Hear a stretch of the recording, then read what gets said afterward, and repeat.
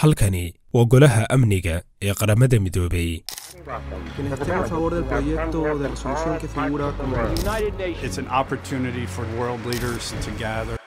Golahan ayaa laga jaangooyaa arrimaha ku aadan amniga iyo xalinta khilaafaadka dalalka dhexmara. Wuxuu awood u leeyahay in amarka uu soo saaro uu ka hirgeliyo dhammaan dalalka xubnaha ka ah qaramada midoobay. Dalkii ama darafkii ka soo horjeesta wuxuu awood u leeyahay inuu ku soo rogo cunaqabateeno lagu ciqaabayo dalalka oo dhan. Way u siman yihiin go'aamadiisa, wayna ku khasban yihiin inay qaataan marka laga reebo 5 dal oo awood u leh in go'aan kasta oo ka hor imaanaya masaalixdooda ay u adeegsadaan diidmo qayaxan, ama haddii aynu si kale u dhahno veto.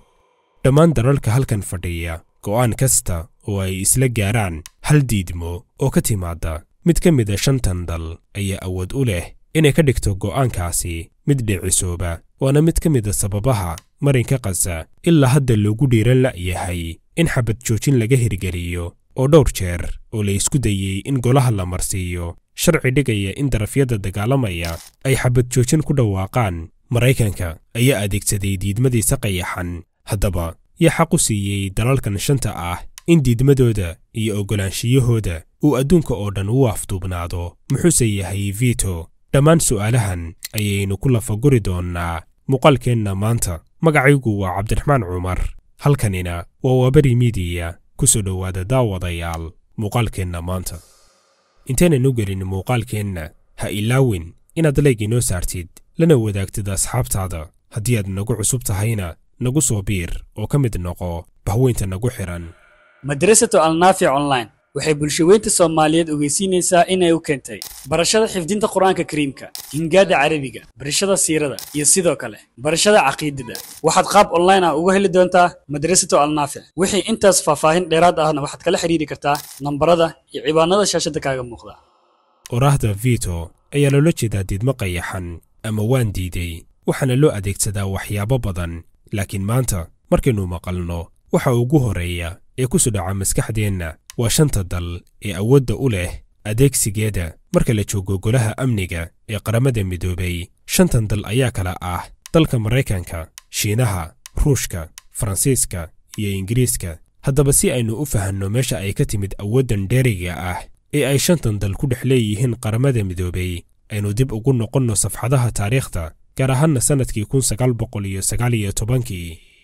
kadib markii uu dhammaaday dagaalkii koobaad ee adduunka, waxaa soo baxday hay'ad lagu magacdaray The League of Nations, oo micnaheedu ahaa midowga ummadaha. Waana isla hay'adda aynu maanta u naqaano qaramada midoobay. Markii uu dhammaaday dagaalkan, wuxuu ahaa mid ku suntan fowdo iyo jahwareer, taasoo keentay yeegleelidda hay'ad caalami ah oo kulmisa dalalka adduunka si ay u dhowrto nidaamka iyo nabadgelyada. Dabcanna waa sida ay xilligaasi ku macneeyeen. Waa la yeegleelay, waxayna gaareen dalalka xubnaha ka ah ku dhowaad 58 dowladood.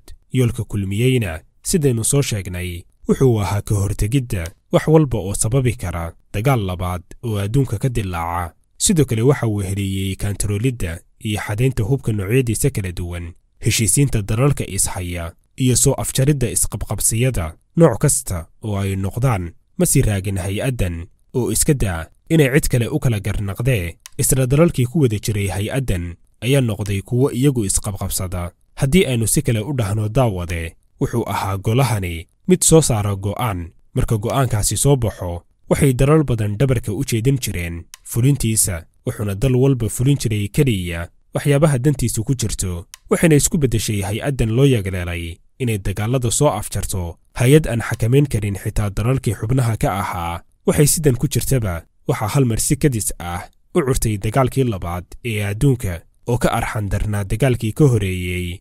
Dagaalkan ayaa sabab u noqon doona inay si gebiyahaana u qarsoonto hay'addaasi. Kadib markii uu dhammaaday dagaalkii labaad ee adduunka, waxaa mar kale soo baxay dadaallo lagu doonayey in dib loo yeegleelo hay'ad dhowrta nabadgelyada iyo wada noolaanshiyaha dalalka adduunka. Dadaaladan ayaa udubdhexaad u ahaa yeegleelidda golaha amniga ee raacsan qaramada midoobay, waxaana kalfadhigiisii ugu horeeyey. Waxaan ka hadlaynaa golaha amniga la qabtay 17 Janawari 1946. Kalfadhigan waxa uu heliyey kalfadhiyo kale oo lagu qabtay dalal dhowr ah ilaa ay ka noqotay ugu dambayn magaalada New York ee dhacda dalka Maraykanka xarunta rasmiga ah ee ay ku qabsoomaan kalfadhiyada golahan. In kasta oo uu kala mid yahay yoolasha iyo shaqooyinka uu qabanayo golihii aynu horay uga soo hadalnay, haddana wuxuu kaga duwanaa in dalalka xubnaha ka ah golahan ay ka yaraayeen tiro ahaan, waxayna ka koobnaayeen 5 dal oo ah xubno joogto ah iyo 6 dal oo aan joogto ahayn. Sanadkii 1956diina waxay isku beddeleen xubnaha aan joogtada ahayn 10 dal, halka 5 dal ee lahayd xubnaha joogtada ah ay ahaayeen weli kuwo sidoodii ah. waana sida uu yahay ilaa maanta nidaamka golahani oo ku salaysan 5 dal oo xubin joogto ah leh iyo 10 dal oo aan joogto ahayn, waxayna go'aan qaadashada iyo diidmaduba gacanta ugu jirtaa 5 dal, halka dalalka soo haray ay yihiin magacuyaal kuraasta lagu buuxsado.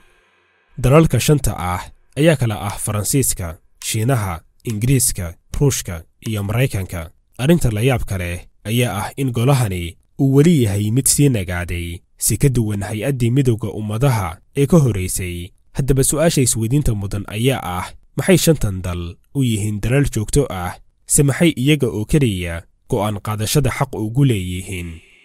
haddii aan ku soo koobo jawaabta, 5 dal ayaa ah 5 dal ee ku guulaystay dagaalkii labaad ee adduunka, taasoo ka dhigtay dagaalkaasi kadib kuwo isku arkay inay yihiin awoodda ugu xoogga badan adduunka ciidan ahaan iyo siyaasad ahaanba. sida horey loo yirina, guulaystuhu waa kan jideeye waddada la qaadayo. waxay noqdeen dalalka keliya ee wax diidi kara, waxna ogolaan kara, hay-ado yegleli kara, sidoo kalena kuwo jiray burburin kara, iyada oo aysan cidna ku dhiiran karin inay weydiiso sababta ama ay ka hor timaado go'aanadooda. waxay yegleeleen golahan, waxayna isku sunteen inay yihiin iyaga oo keliya cidda adeegsan karta diidmada qayaxan ee loo yaqaano veto. si uu jilliinku u dhammaystirmana, waxay ku soo dareen golaha dhowr dal oo iyagu noqda magacuyaal, yoolka ay u joogaanna ay tahay go'aamada ay 5 dal gaaraan inaysan noqon go'aamo 5 dal ka soo baxay, balse ay u muuqdaan go'aanno ka soo baxay adduunka oo dhan. dabcan dalalkan ay ku soo dareen golaha amniga ee qaramada midoobay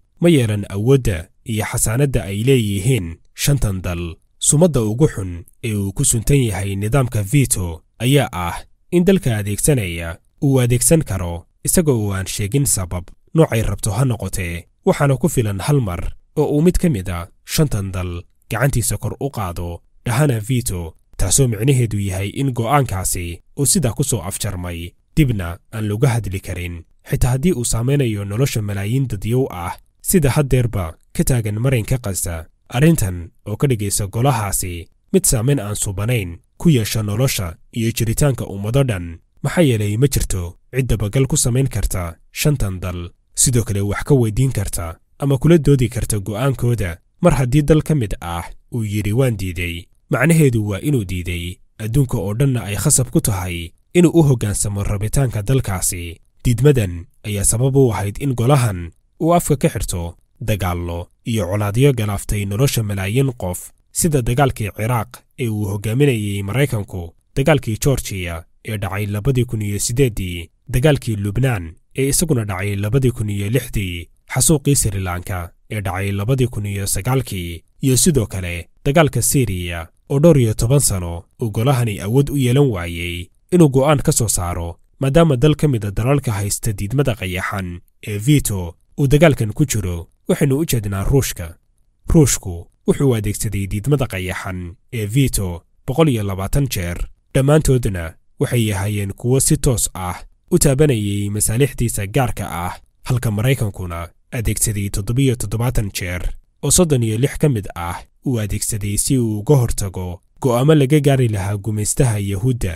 arrintan ayaa ka dhigaysa mid garowsada in dal kasta uu u adeegsanayo diidmadan rabitaanadiisa gaarka ah iyo sidoo kale rabitaanada xulafadiisa, waana tan midda ka dhigtay madaxu ugu horeeyo Erdogan kuwa ku tilmaamay in inta nidaamkan uu shaqeynayo uu adduunku ahaanayo mid u afduubnaada 5 dal. intaasi ayaynu ku soo gabagabeynaynaa muuqaalkeenna maanta. haddii uu ku qanciyey, ha ilaawin inaad like inoo saartid lana wadaagtid asxaabtaada. mahadsanidin.